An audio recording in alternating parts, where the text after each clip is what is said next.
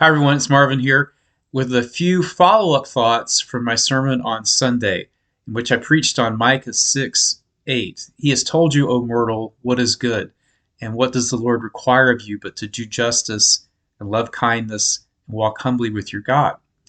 In the sermon on Sunday, I suggested that given the news headlines of the last week, the horrific beating of Tyree Nichols by the Memphis police officers that ultimately resulted in his death, as well as the string of mass shootings in California, that one thing that people of faith might be called to do is work out of their sense of kindness and humility to craft more just policies and laws in the public square to address these issues of violence in society. Now, came home and Sunday evening read a very interesting article in the Atlantic Monthly about the one form of violence in particular, that of the mass shooter. The article was titled "The Narcissism of the Angry Young Men" by Tom Nichols.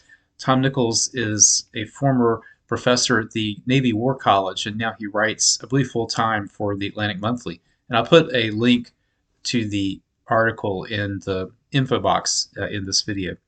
But he talks in particular about mass shootings, that particular form of violence that has so enraged and terrified us over the last quarter century. And he describes, well, he talks about his work working with the National Counterintelligence Agency in creating a composite psychological profile of the mass shooter. And he describes them in general as man boys.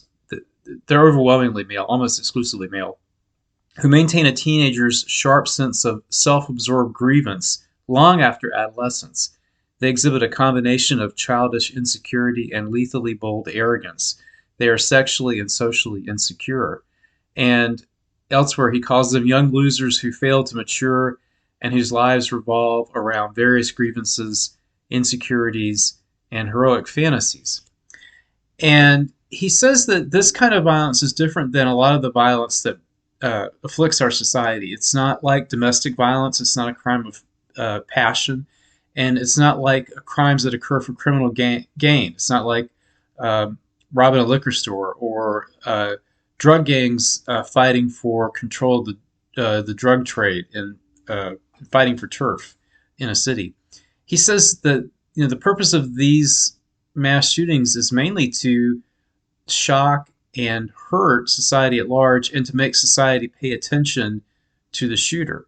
So because of this, we don't really understand this kind of violence as well as other forms of violence, and it's harder to predict. It's hard to pick out these folks who are walking around among us, these ticking time bombs, until they go off. And then he turns to some possible solutions to this problem. He's a supporter of stricter gun laws, but he does not think that stricter gun laws will have much effect on this particular kind of violence because of the particular psychological makeup of the shooter and because of this particular grievances that drive them and the particular situations out of which they come. He does recommend that we do a better job of identifying young boys and young men who seem to be sliding into darkness and intervening early on in a gentle way with them to get them off of that path, and to let them know that they are loved, that they have talents, that they have a community who depends on them, so that these kinds of shootings don't happen with the frequency that they have been happening in our country. And that recommendation resonated with me because I've been meeting people in the congregation in my first few months here who do that sort of thing. Maybe not out of a sense, an over sense to prevent gun violence, but out of a concern for their fellow human beings. So I had a nice conversation the other day with a gentleman who is in his upper 80s. He retired after a long career, and after his retirement, he began work as a one-on-one personal assistant to kids with developmental disabilities or other disabilities in the public schools. I've met another individual who's retired who works with Urban Promise in building boats and in doing outdoor wilderness treks with kids that are enrolled in Urban Promise.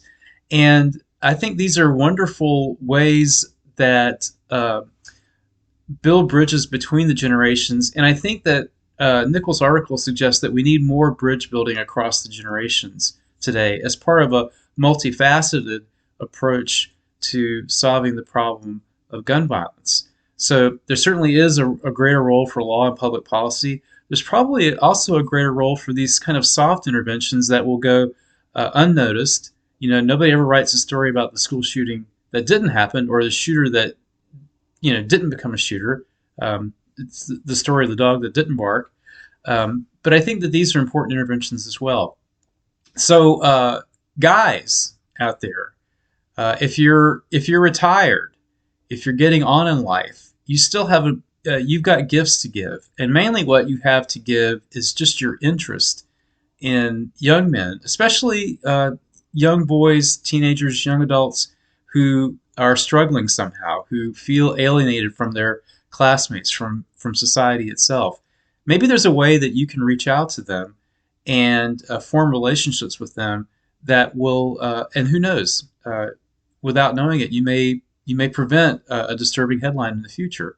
So reach out to your school system, reach out to the local scout troop, or reach out to me, and let's have a conversation about what you can do to share your wisdom and your interest in the lives of some young folks who might really need it. So that's a little bit from the cutting room floor on this Tuesday. Take care. God bless. Remember Memphis. Remember the victims of the California shootings and the other shootings in your thoughts and your prayers. And let's take action to ensure that these kinds of things happen less frequently, if at all, in the future. Goodbye.